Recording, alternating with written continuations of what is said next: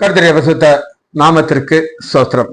இன்னைக்கு பிலிப்பியர் 1வது அதிகாரம் 1வது வசனத்துடைய செகண்ட் பார்ட் தியானிக்க இருக்கிறோம். பிலிப்பியர் 1 செகண்ட் பார்ட். ஜெபத்தோடு இந்த செய்திக்குள்ளே கடந்து செல்வோம்.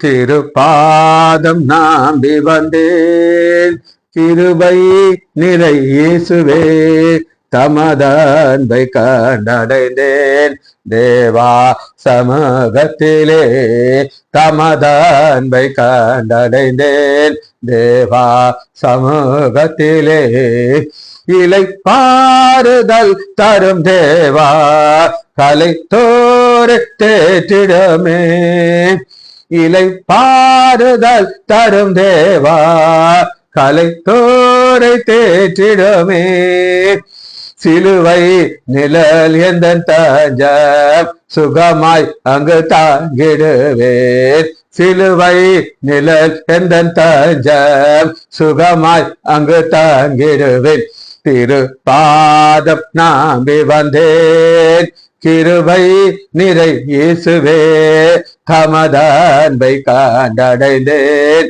தேவா சமூகத்திலே என்னை நோக்கி கூப்பிடுயன்றீர், இன்னல் துன்ப நேரத்திலும் என்னை நோக்கி கூப்பிடுயன்றீர், இன்னல் துன்ப நேரத்திலும் கருத்தாய் விசாரித்து என்றும் கனிவோ என்னை நோக்கிடுமே, கருத்தாய் விசாரித்து என்றும் கனிவோ என்னை நோக்கிடுமே, திரு பாதம் நாம்பி வந்தேன், கிருபை நிறை இயேசுவே, தமதன்பை கண்டடைந்தேன், தேவா சமூகத்திலே.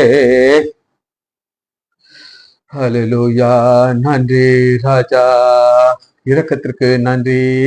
மனமார மாந்த நிரல மன வேண்டுதல் கெட்டிடம், மன மாற மாந்தர் நீரல மன வேண்டுதல் கெட்டிடம், ஜனதோல உற்றி ஜபித்தே இயேசுவே உமையாண்டிடுவேன், எனதோல உற்றி ஜபித்தே இயேசுவே உமையாண்டிடுவேன், திரு பாதம் நாம்பி வந்தேன், கிருபை நிறை இயேசுவே, தமதன்பை கண்டடைந்தேன், தேவா சமூகத்திலே என்னை கைவிடாதிரும் நாதா, என நீந்தை நேரிடேனாம், என்னை கைவிடாதிரும் நாதா, என நீந்தை நேரிடேனாம், உமக்காக யாவும் சகிப்பேன்,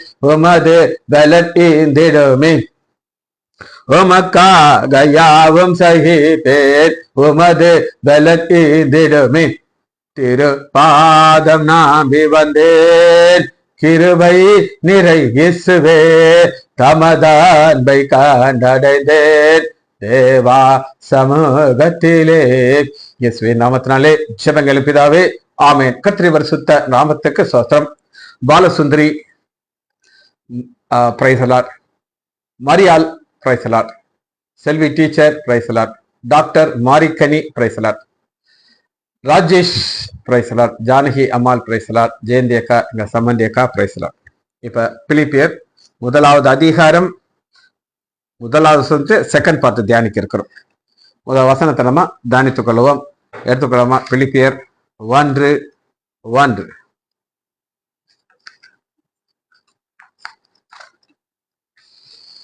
இயேசு கிறிஸ்துவின் ஊழியக்காரன், அதை நம்ம ஏற்கனவே பார்த்தாச்சு. அடிமைங்கிற தியானிச்சாச்சு. பவுலும் தீமோத்தேயும் பிலிப்பு பட்டணத்திலே கிறிஸ்து இயேசுக்குள், நல்லக்குறீங்க, கிறிஸ்து இயேசுக்குள்ளான பரிசுத்தவான்கள் அனைவரும். இவங்க எப்படி பரிசுத்தவான்கள் ஆறாங்கிறத நம்ம பார்க்க இருக்கிறோம். கிறிஸ்து இயேசுக்குள்ங்கிற வார்த்தையை நீங்க நல்லா புரிஞ்சுக்கணும். சரி, இந்த பரிசுத்தவான்கள்ங்கிற ஒரு கூட்டத்தை நம்ம பார்க்கிறோம். இவர்கள் யூதர்கள் அல்ல, யூதர்கள் இருக்கலாம், ஆனா யூதர்கள் மாத்திரம் கிடையாது. ஆண்டவர் இப்ப சபையை ஆரம்பிச்சிட்டாரு. சபை வந்த உடனே புறஜாதியர்கள் உள்ள வர ஆரம்பிக்கிறாங்க. அதான் தேவனுடைய திட்டம், தேவனுடைய சித்தம், புறஜாதிகள் வரணும். இங்கிலீஷ்ல என்ன போட்டிருக்குன்னா செயின்ஸ், SAINTS, saints. கிரேக்க வார்த்தையை சொல்றேன், எழுதிக்கோங்க. ஹாகியோஸ், HAGIOS, ஹாகியோஸ். செயின்ஸ் அப்படின்னு நீங்க சொன்னா யார நீங்க பாப்பீங்க அப்படின்னு கேட்டீங்கன்னா, கத்தோலிக்க மதத்துல பரிசுத்தவான்கள் அப்படின்னு சொல்லி ஒரு சிலரை வைத்திருக்காங்க. அவர்களுக்கு சில தகுதிகள் சொல்றாங்க. அதாவது ஆண்டவராகிய இயேசு கிறிஸ்துவோட இந்த சீஷர்கள் இதெல்லாத்தையும் நீங்க வச்சுக்கிட்டு, அப்புறம் யாரால மாத்திரம் பரிசுத்தவான்கள் ஆக முடியும் அப்படின்னு கேட்டீங்கன்னா ஒரு கூட்டத்தர வச்சிருக்காங்க. அவங்களுக்கு தகுதிகள் 1 2 3 4 5 அப்படி வச்சிருக்காங்க. அங்க பைபிள்ல கிடையாது, பைபிள் இல்லாம அவங்களாவே வச்சுக்கிட்டாங்க. ஆனா இங்க நம்ம பாக்குற ஹாகியோஸ் யார் அப்படின்னு கேட்டீங்கன்னா, பிரித்து எடுக்கப்பட்ட கூட்டம், ஹோலி, பரிசுத்த கூட்டம் இவர்கள். சரி, இதுக்கு புரிந்து கொள்றதுக்கு ஒரு வார்த்தை, set apart from sin to God. பாவ உலகத்துலதான் நம்ம வாழ்றோம். ஆனா அந்த உலகத்துல வாழும் பொழுது ஆண்டவருக்காக பரிசுத்தமாக வாழ்கிற ஒரு கூட்டம் இருக்கிறாங்க. திரும்ப கத்தோலிக்க மக்களை நான் உங்களுக்கு சொல்ல போகிறேன். அவங்க திருமணம் செய்ய மாட்டாங்க. ஆண்கள்னாலும் சரி, பெண்கள்னாலும் சரி, கன்னியாஸ்திரிகள் அப்படின்னு சொல்றாங்க. அவங்க தங்கள் வாழ்க்கையை யாருக்காக வாழ்றாங்கன்னா அவங்களுக்காக வாழ மாட்டாங்க. ஆண்டவராகிய இயேசு கிறிஸ்துவுக்காக கிடையாது, மரியாளுக்காக வாழ்றாங்க. எதற்காக வாழ்றாங்கன்னு அவங்களுக்கு தெரியாது, வாழ்ந்து முடிச்சிருவாங்க. ஆத்ம ஆதாயம் கிடையாது, சுவிசேஷத்தை சொல்ல மாட்டாங்க. அவங்களாவே ஒரு இடத்துல உட்காந்துருப்பாங்க. அது ஒரு கூட்டம்னு அவங்க வச்சுக்கிறாங்க. நம்ம அந்த கூட்டத்தை பத்தி பேசவே போறது. இவர்கள் இதை குறித்து நம்ம பார்க்க போயிடும்.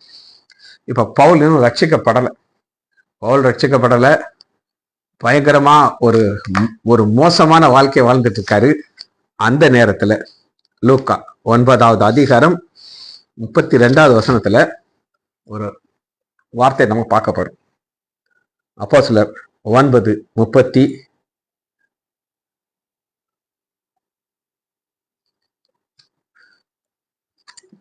ஒன்பதாவது அதிகாரம் 32 வசனம். அதற்கு அனனியா, ஆண்டவரே, இந்த மனுஷன் எருசலேமில் உள்ள உம்முடைய பரிசுத்தவான்களுக்கு எத்தனையோ பொல்லாங்க. உம்முடைய பரிசுத்தவான்கள் சபை ஆரம்பிச்சிருச்சு. சபைக்கு உள்ள இருக்கிற ஒரு கூட்டம் இருக்கிறாங்க. எல்லாரும் பரிசுத்தவான்கள் கிடையாது, ஆனா ஒரு கூட்டம் இருக்காங்க. அவங்க ஆண்டவருக்காக வைராக்கிய வாழுவோம். எங்களுக்கு என்ன நடந்தாலும் ஆண்டவர் பார்த்துக்கொள்வார். கஷ்டம் வரட்டும், வேதனை வரட்டும், சவுல் வரட்டும், எங்களை உதைக்கட்டும், ஆனா நாங்க என்ன செய்ய மாட்டோம், அசையவே மாட்டோம். அப்ப இந்த வசனம் சொல்லும் பொழுது சவுல்ங்கிற ஒரு நபரா இருந்தாரு. அவர் என்ன செய்து கொண்டிருந்தார் அப்படின்னு கேட்டீங்கன்னா, சபையில் உள்ள பரிசுத்தவான்களை துன்பப்படுத்தியிருக்கார். ஆனா அதே சவுல புடிச்சு பவுலா மாத்தி எழுத வச்சுட்டார் பிலிப்பியர் சபைக்கு. எப்படி ஒரு ஆண்டவர் ஆச்சரியமா இதெல்லாம் தலை சுத்திரும். அதே சவுல பவுலா மாத்தி பிலிப்பியர் 1வது அதிகாரம், பிலிப்பு பட்டணத்திலே கிறிஸ்து இயேசுக்குள்ளான பரிசுத்தவான்கள் அனைவரும். எந்த சவுல் பரிசுத்தவான்களை துன்பப்படுத்தினா அதை மாத்திட்டார். சரி, இப்ப 9வது அதிகாரம் 32வது வசனத்தை வாசிப்போம். 9:32. இது எழுதுறது யார் அப்படின்னு கேட்டாங்க, லூக்கா எழுதுறார். அவர் ஒரு புறஜாதியார். பேதுரு போய் எல்லாரையும் சந்தித்தவர்களே, அவன் லித்தானியா ஊரிலே குடியிருந்த பரிசுத்தவான்களிடத்துல போனான். அப்ப லித்தானியாங்கிற ஒரு ஊர் இருக்கு. அந்த ஊர்ல பரிசுத்தவான்கள் இருக்காங்க. அவங்களுக்கு போர்டெல்லாம் இருக்காது. அவங்க வாழ்க்கையை பார்த்து ஆண்டவர் என்ன செய்யறாரு, இது என்னுடைய பரிசுத்தவான்கிறாரு. அங்க பேதுரு போகிறார். சரி, இது ஒரு ப்ராசஸ், ஒரு growth நான் என்ன சொல்லுங்க பார்ப்போம். 2000 ரசிக்கப்பட்டு ஒண்ணுமே தெரியாது, 0 knowledge. ஆனா கொஞ்சம் கொஞ்சமா வேதத்தை வாசிச்சு ஆவியனுடைய அபிஷேகம் கிடைத்து ஒரு growth ஆண்டவர் என்ன கொடுத்திருக்காரு. இதே growth தான் நம்ம அந்த பரிசுத்தவான்களுக்கும் நம்ம பார்க்கணும். இத 2 வசனத்தை நான் உங்களுக்கு காட்டுறேன். 2 நீங்க கையில வச்சுக்கணும். முதல்ல 1 கொரிந்தியர் 1வது அதிகாரம் 1வது வசனத்தை ஒரு கையில வச்சுக்கிட்டு, 2 கொரிந்தியர் 1வது அதிகாரம் 1வது வசனம் கையில வச்சுக்கணும். அப்பதான் அந்த வித்தியாசம் தெரியும். முதல்ல 1 கொரிந்தியர் 1வது அதிகாரம் 1வது வசனம். தேவனுடைய சித்தத்தினாலே ஃபர்ஸ்ட் சித்தத்தை பார்க்கிறோம். ஏன் சித்தத்தை பார்க்கிறோம்னா, இது ஒரு வேஷம் போடுகிற ஒரு வாழ்க்கை கிடையாது. என் தம்பி அடிக்கடி சொல்வார், இந்த பைபிளை வாசிக்கிற மாதிரி ஆக்ட் பண்ண முடியாது. நம்ம புஸ்தகத்தை அந்த காலத்தில் நாங்கள் என்ன செய்வோம் அப்படின்னு கேட்டிங்கன்னா, வெளியில் டெக்ஸ்ட் புக் இருக்கும், உள்ள குமுதம் கல்கண்டை வச்சு வாசிட்டு இருக்கோம். வெளியில் பார்த்தா புஸ்தகம் வாசிக்கிற உள்ள கல்கண்டு குமுதம் உள்ள உட்காந்துக்கிட்டு இருக்கும். ஆனால் இது அப்படி செய்ய முடியாது. அதுதான் தேவனுடைய சித்தத்தினாலே இயேசு கிறிஸ்துடைய அப்போஸ்தலன் அப்படி அழைக்கப்பட்டவளை பவுல். அழைக்கப்பட்ட பவுல் எப்படி அந்த சபையை பார்க்கிறாரு அப்படின்னு கேட்டீங்கன்னா, கொருந்து 2 கொருந்திலே கிறிஸ்து இயேசுக்குள். இன்னைக்கு நம்ம ஒரு வார்த்தை நான் திரும்ப திரும்ப ஸ்ட்ரெஸ் பண்றேன், கிறிஸ்து இயேசுக்குள். இதைத்தான் இன்னைக்கு நம்ம கொஞ்சம் ஆழமா பார்க்கப்படும். ஆனா அந்த கிறிஸ்து இயேசுக்குள் வந்தால் தான் என்ன ஆக முடியும், பரிசுத்தம் ஆக்கப்பட்டவர்களாயும். இது ஒரு கூட்டம் ஆயிட்டாங்க, பரிசுத்தவங்கள் ஆயிட்டாங்கன்னா அவங்களுடைய வாழ்க்கை மாறிடுச்சு, புது வாழ்க்கையை ஆண்டவர் கொடுத்துட்டார். ஆனா அடுத்து பாத்தீங்களா, பரிசுத்தவான்கள் ஆகும்படி அழைக்கப்பட்டவர்கள். இது ஒரு கூட்டம் குரோத்ல இருக்கிறாங்க, அழைக்கப்பட்டிருக்காங்க, அவங்களுக்கு தெரியுது. என்ன ரட்சிக்கப்பட்ட மாதிரி பைபிளும் தெரியாது, ஒன்றும் தெரியாது. ஆனா என்னைக்கு நீ ஆண்டவர் பிடிச்சாரோ அன்னைக்கு தெரிஞ்சிச்சு, ஓ ஆண்டவர் நீ பிடிச்சிட்டாரு, இனி நம்ம இங்கிட்ட நகர முடியாதுட்டு அப்படியே ஆண்டவர்களை உட்காந்தேன். 24 வருஷம் ஆயிடுச்சு. ஆண்டவர் என்னை அற்புதமாக ஆசீர்வதிச்சிருக்கார். காரணம் நான் நல்லவன் கிடையாது, கிறிஸ்து இயேசுக்குள் இருக்கேன்னா நான் அப்ப செக் பண்ணிக்கிறேன். ரைட். கர்த்தராகி இயேசு கிறிஸ்துவின் நாமத்தை தொழுது கொள்ளுகிற அனைவரும். அப்ப இந்த கூட்டத்தார் என்ன செய்யறாங்கன்னா, ஆண்டவர் தொழுது கொள்ளுங்க. பாதம் பணிந்தேன் என்னாலும் துதியே, ஆண்டவர் துதிச்சுட்டே இருக்கிற கூட்டம். ஆனா அதே குருந்த சபையில 2 கொரிந்தியர் 1வது அதிகாரம் 1வது வசனத்துக்குள்ள வரும் பொழுது ஒரு மாறுதல் நமக்கு பார்க்கலாம். தேவனுடைய சித்தத்தினாலே இயேசு கிறிஸ்துவின் அப்போஸ்தலனாகிய பவுலும் சகோதரனாகிய தீமோத்தேயும் கொருந்து சபை பட்டணத்தில் உள்ள தேவனுடைய சபைக்கும் கொருந்து பட்டணத்தில் உள்ள தேவனுடைய எல்லா பரிசுத்தவான்கள் அங்க 2 கூட்டம், இங்க ஒரே ஒரு கூட்டம். இந்த குரோத்தை அவங்க எதிர்பார்க்கணும். இன்னைக்கு எத்தனையோ காரியங்கள் நம்ம பர்ஃபெக்டா செய்யறோம். உங்க வேலையை நீங்க பர்ஃபெக்டா செய்றீங்க, எத்தனமோ செய்றீங்க, உங்க ட்ரெஸ் பண்ணும்போது அவ்வளவு பர்ஃபெக்டா செய்றீங்க, எல்லாத்துலயும் பர்ஃபெக்ஷன் இருக்கும். ஆனா ஆண்டவர் எதிர்பார்க்கிற ஒரு பர்ஃபெக்ஷன் எங்க வருதுன்னா இங்க வருதான். சரி, இதுல இதுல ஒரு ஸ்டெப் நான் உங்களுக்கு காட்டப்படுறேன், ப்ராசஸ் அப்படின்னு நம்ம பார்ப்போம். அது ரொம்ப முக்கியமானது. எடுத்துக்கொள்ளாம ரோமர் எடுத்துக்கொள்ளுங்கள், 4வது அதிகாரம் 22வது வசனம். ரோமர் 4:22. இது யார வைத்து எழுதியிருக்காரு அப்படின்னு, ஆபிரகாம் வச்சு செய்யற காரியம். 4:22. ஆகையால் அது அவனுக்கு நீதியாக எண்ணப்பட்டது. முந்தின வசனம் 21. தேவன் வாக்குத்தத்தம் பண்ணினதை நிறைவேற்ற வல்லவரா இருக்கிறார் என்று முழு நிச்சயமாய் நம்பி. இது ஒரு அடிப்படையான காரியம். இன்னைக்கு தேவன் மேல உங்களுக்கு எவ்வளவு விசுவாசம் இருக்கு அப்படின்னு நம்ம பார்க்கணும். அதை நம்ம முழு நிச்சயமா நம்பணும். அவருக்கு வல்லமை இருக்குன்னு நம்பணும். ஒரு அம்மா பையன் ரட்சிக்கப்பட்டான், ஒரே சந்தோஷம் அந்த அம்மாவுக்கு. சார் என் பையன் மீட்டிங் போனான் சார், ரட்சிக்கப்பட்டான் சார், சோஸ்திரம் சொல்லிட்டு இருக்கான் சார், வேற எதுவுமே சொல்ல மாட்டேங்கிறான், பைபிளை வாசிக்கிறான், முழங்கால நிக்கிறான், 2 தவிர எதுவுமே செய்ய மாட்டேங்கிறான் என் பையன். அந்த அம்மாவுக்கு அப்படியே ஒரு சந்தோஷம், என்கிட்ட சொல்லி சந்தோஷப்பட்டுச்சு.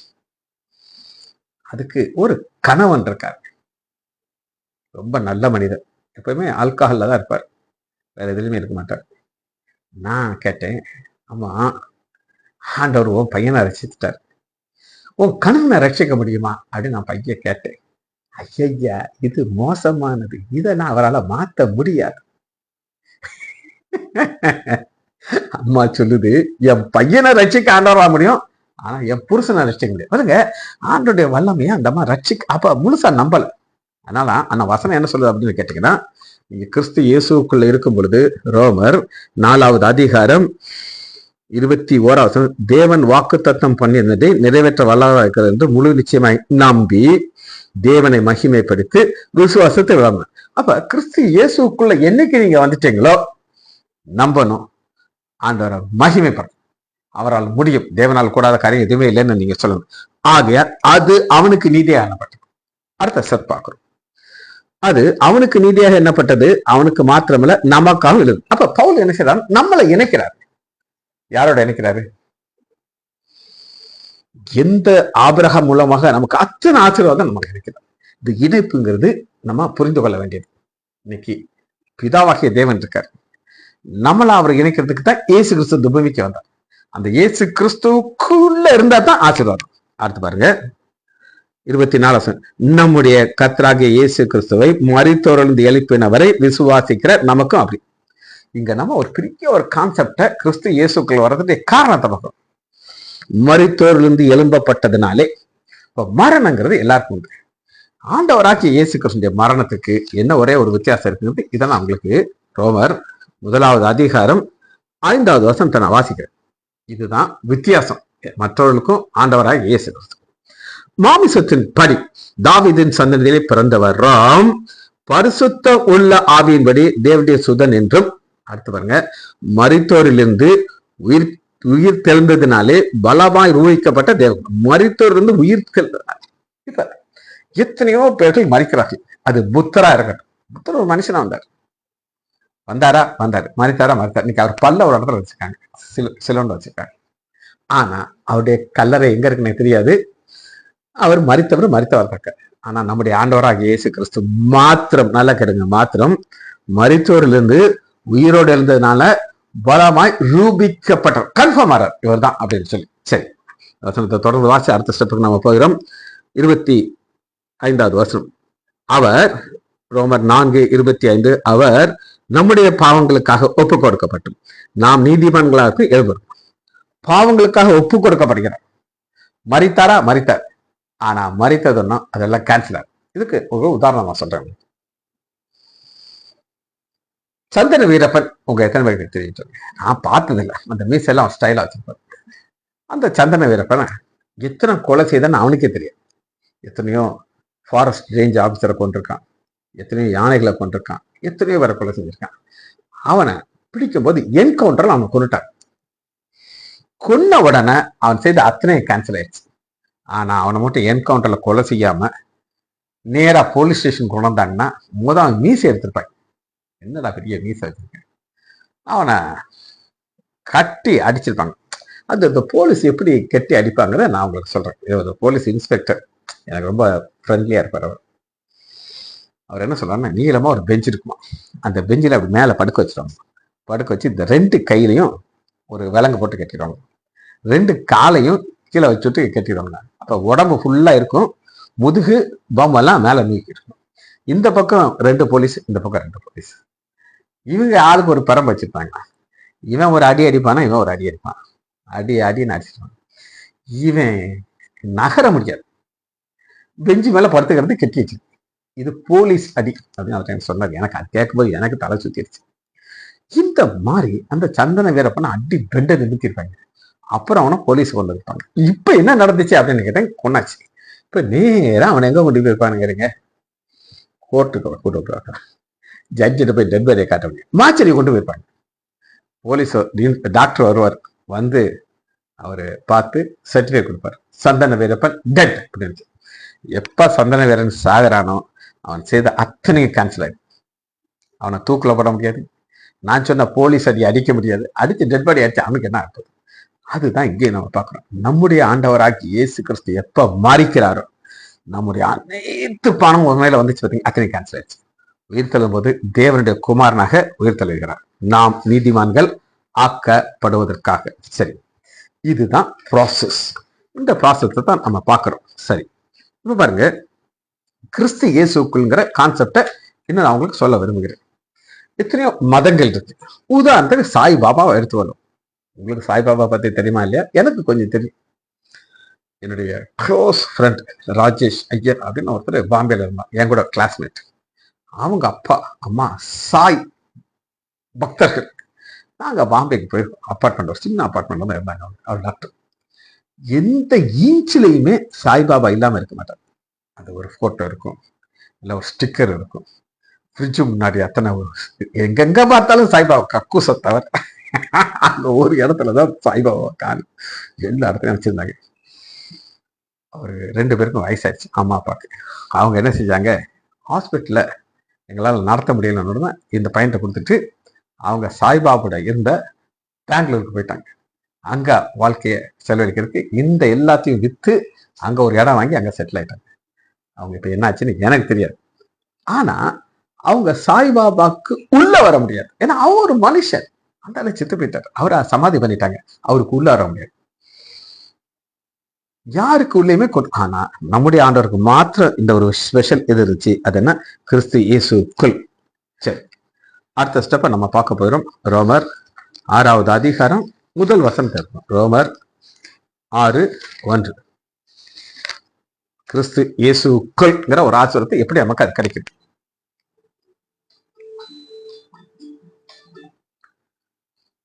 ஆகையால் என்ன சொல்லும்? கிருபை பெருகும்படி பார்க்கலாம்.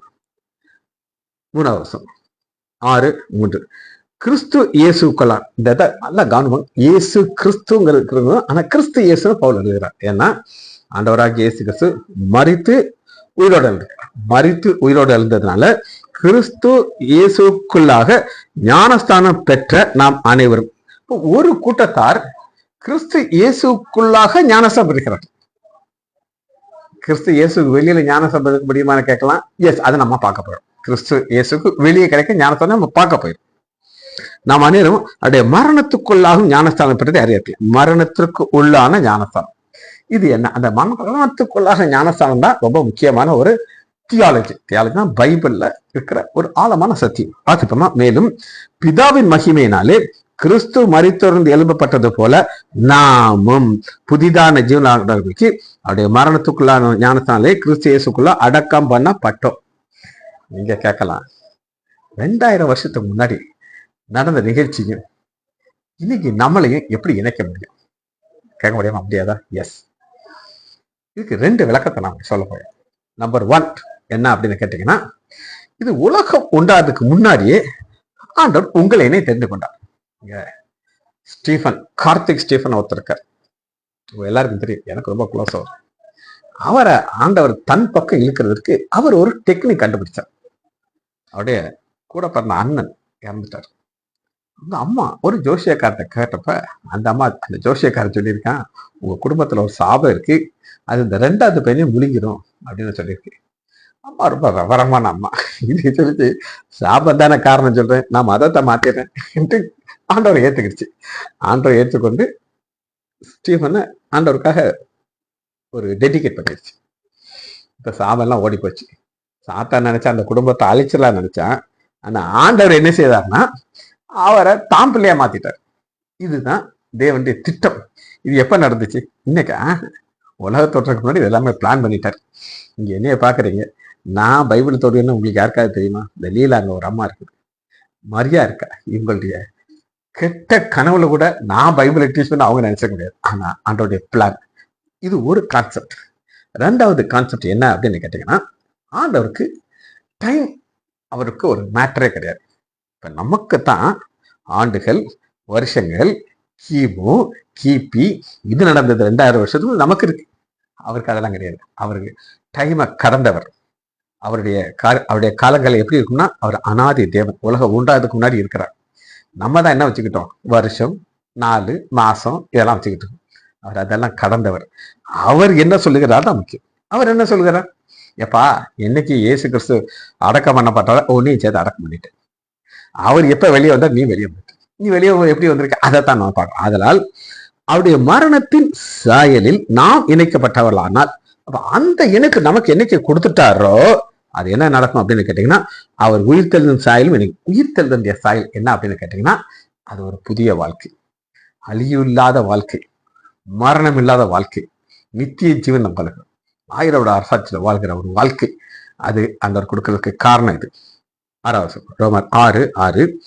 நாம் இனி பாவத்திற்கு ஊழியம் செய்யாதபடிக்கு பாவ சரீரம் ஒளிந்து பொறுப்பதாக நம்முடைய பழைய மனுஷன் அவரோடு கூட சிலுவையில அறையப்பட்டான் அறிஞ்சிடும். எப்ப இயேசு சிலுவையில அரைஞ்சாரோ அப்ப நம்முடைய சரீரத்தை ஆண்டவர் இணைச்சிட்டார். நீங்க அதை புரிந்து கொள்ள வேண்டும். சரி, இப்ப அடுத்த ஒரு காரியத்தை நம்ம பார்க்க போறோம். எபேசியர் 2வது அதிகாரம் 4வது வசனம். எபேசியர் 2:4.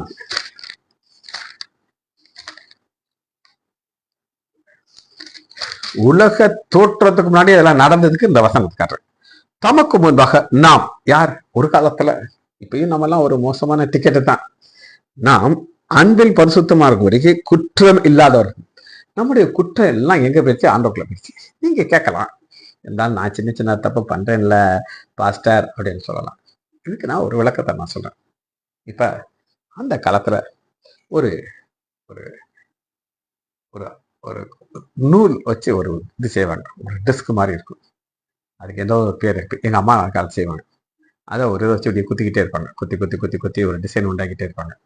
அப்புறம் என்ன செய்வாங்க, திருப்புவாங்க, சிசர்ஸ் வச்சு கட் பண்ணுவாங்க. கட் பண்ணாலும் அழகான ஒரு படம் இருக்கும். அந்த குத்தி குத்தி செய்யும் போது என்ன இருந்தானா ஒரு பிக்சர் உருவாகிட்டு இருக்குது, நம்ம தாய் வயத்துல வளர்ந்துகிட்டு இருக்கிறது போல. ஆனா அது முழுமையான பிறகுதான் அந்த பியூட்டி கிடைக்கணும். அதுபோல நாம் குற்றம் இல்லாதன்னா அது அவருடைய நோக்கம், வலுவாதபடி உங்களை காக்கும். மகிமேல சன்னிதானத்தில் மாசற்ற நிறுத்தமும் அவர் வல்லவராக்க. இதுதான் 24 இருக்கு. ஒரு உலக தோற்றத்திற்கு முன்பாக கிறிஸ்து இயேசுக்குள் நம்மை தேர்ந்து கொள்ளப்படுக. சரி, இதெல்லாம் நடக்கிறதுக்கு ஒரு முக்கியமான ஒரு ப்ராசஸ் இருக்கு. திரும்ப வசனத்தை வாசிச்சுட்டு இந்த விளக்கத்தை நம்ம பார்க்க போயிடும். எடுத்துக்கலாமா? பிலிப்பியர் 1வது அதிகாரம் 1 வசனம்.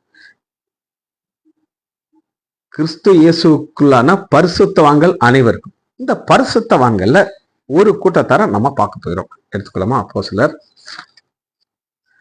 18வது அதிகாரம்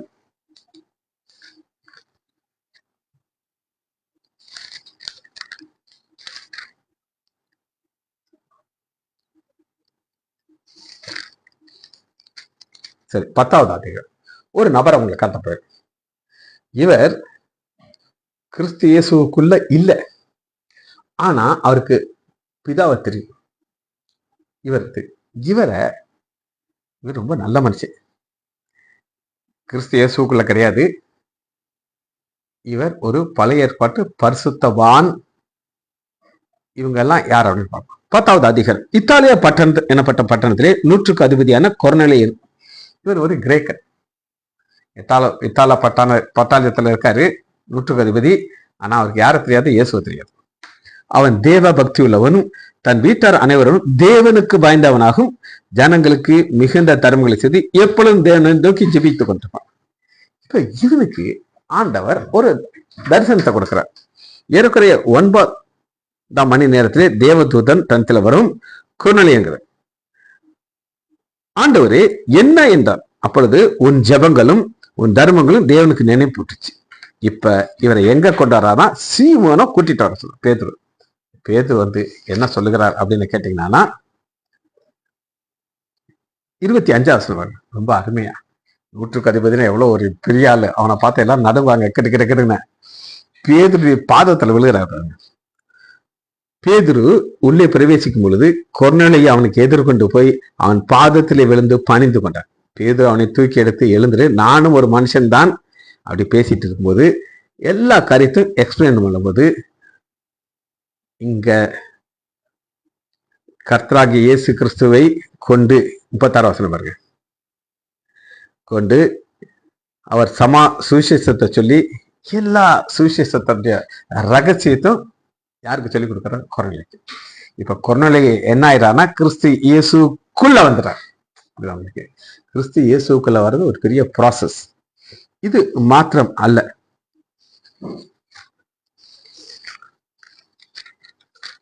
அப்போஸ்தலர் 18வது அதிகாரம் 24 வசனம். இன்னொரு நபரை காட்டுறேன். இவரும் இயேசு கிறிஸ்துக்குள்ள கிடையாது, ஆனா இவர் இயேசு கிறிஸ்துக்குள்ள கொண்டாடுறார். வாசிப்போமா? அப்போஸ்தலர் 18வது அதிகாரம் 24வது வசனத்துல, அப்பொழுது அலெக்சாந்திரியா பட்டணத்திலே பிறந்தவன். அலெக்சாந்திரியா பட்டணங்கிறது இன்னைக்கு அது இருக்குது. சாதுரியவானும் வேத வசனங்களிலே வல்லவனுமாகிய அப்பல்லோ எனப்பட்ட பேர் கொண்ட ஒருத்தனை ஒரு யூதன் எபேசுப்பட்டிருந்தான். இவன் யூதன். இவனுக்கு பிதாவை தெரியும், தேவனை தெரியும், இயேசு கிறிஸ்து தெரியாது. ஆனா பயங்கர பேச்சு, வார்த்தையில சாமர்த்தியம். ஆனா எத்தனையோ படி பிரசங்கத்தை கேட்டிருக்கேன். ஆனா பிரதர் சாம் ஜபத்திரையுடைய சத்தம், அவருடைய பேச்சு, அந்த கணீர் என்ற தோரணை, ஒரு கதை சொல்லும் போது அவருடைய ஃபேஸ் எக்ஸ்பிரஷன் எல்லாம் பார்த்தீங்கன்னா ஆச்சரியமா இருக்கும். இவர் அந்த மாதிரி ஒருத்தர். இப்ப இவர் என்ன செய்யறாருன்னா, அவன் கர்த்தருடைய மார்க்கத்திலே உபதேசிப்பட்டு பிதா பத்தி தெரியும் அவருக்கு. யோவான் கொடுத்த ஞானஸ்தானத்தை மாத்திரம் அல்லதான். சரிங்களா? இப்ப நம்ம ரோமர்ல பார்த்தோம், கிறிஸ்து இயேசுக்குள்ளான ஒரு ஞானஸ்தானம். இது பழைய ஞானஸ்தானம். கிறிஸ்து இயேசுக்கு உள்ள வர்றதுக்கு முன்னாடி இவன் யோவான் ஞானஸ்தானம் எடுத்திருக்காரு. இவரு அறிந்தவனாய் ஆவியிலே அனுலனாய் அநேக எல்லாம் தெரியும் இருக்கு, இயேசுவை மாத்திரம் தெரியாது. அவனை பாருங்க 26வது வசனத்துல அவன் ஜெபாலத்தில் தைரியத்து அக்லா பிரசலா அவனை பேசுறதை கேட்டு அவனை சேர்த்து கொண்டு தேவனுடைய மார்க்கத்தை திட்டமாக எழுதுகள். அப்பலோ உனக்கு எல்லாம் தெரியுது, ஆனா ஒருத்தர் தெரியல, இயேசு கிறிஸ்துவ தெரியல, தேவனுடைய மார்க்கம் என்னன்னு தெரியலன்ட்டு அவனுக்கு இவங்க டீச் பண்றாங்க. பின்பு அவன் அகாய பட்டணத்தை எல்லாரும் நினைச்சாங்க இயேசுவே கிறிஸ்து என்று. அவன் அங்கே வந்த பின்பு வெளியரங்கமா யூதர்களோட பலமாக தர்க்கம் பண்ணி இயேசுவே கிறிஸ்து. அப்ப கிறிஸ்து இயேசுக்குள் இருக்கிறது என்ன அப்படின்னு கேட்டீங்கன்னா, இயேசுவே கிறிஸ்து, இயேசுதான் கடவுள். இவங்க நினைச்சிட்டாங்க பிதா கடவுள், இயேசுதான் கிறிஸ்து அப்படின்னு. அப்ப 19வது வசனத்துல அப்போலோ என்பவன் கொரிந்து தேசத்துல இருக்காங்க. வரும்பொழுது அங்க சில சீஷன் இருக்காங்க. அவங்ககிட்ட கேட்கறாங்க, நீ என்ன ஞானஸ்தானம் எடுத்த அப்படின்னு கேட்டீங்க. இப்ப இந்த ஞானஸ்தானத்தை குறித்து ஒரே ஒரு பாயிண்ட் நான் சொல்லிடுறேன் உங்களுக்கு. புதுசா ஒரு டீச்சிங் வருது, அது என்ன அப்படின்னு நீங்க கேட்டீங்கன்னா, பிதா குமாரன் இயேசு கிறிஸ்துங்க ஞானஸ்தானம் அது ஃபேக். பிதா இயேசு கிறிஸ்து பரிசுத்தாவினா நீங்க இன்னொரு புது ஞானஸ்தானம் எடுக்கணும்னு சொல்லி நம்பிடாங்க. குமாரன்னா குமாரன் தான், குமாரன் கோபம் கொள்ளாமலு பைபிள்ல இருக்கு. போகாது, இந்த நூதனமான இருக்குள்ள நீங்க போய் சிக்கிக்கிறாதீங்க. ஆனா இது ஃபேக்ட். நீங்கள் விசுவாசியான போது பரிசுத்தாவை பெற்றீர்களா? ஞானஸ்தானம் பரிசுத்தாங்கிறது ரெண்டுமே ஈக்குவல், அதை நீங்க பிரிக்கவே முடியாது. அப்ப அதற்கு அவர்கள் யோவான் கொடுத்த ஞானஸ்தானை பெற்றோங்கிறாங்க. அப்பொழுது பவுல் தனக்கு வருவர்களாகிய கிறிஸ்து இயேசுக்குள்ள விசுவாசிகளை மனவு சொல்லி ஞானஸ்தானம் பெற்றார். ஞானஸ்தானம் பெற்றவன பாருங்க கை வைக்கிறாரு, பரிசுத்தம் வந்து அந்நிய பாஷை பேசுறாங்க.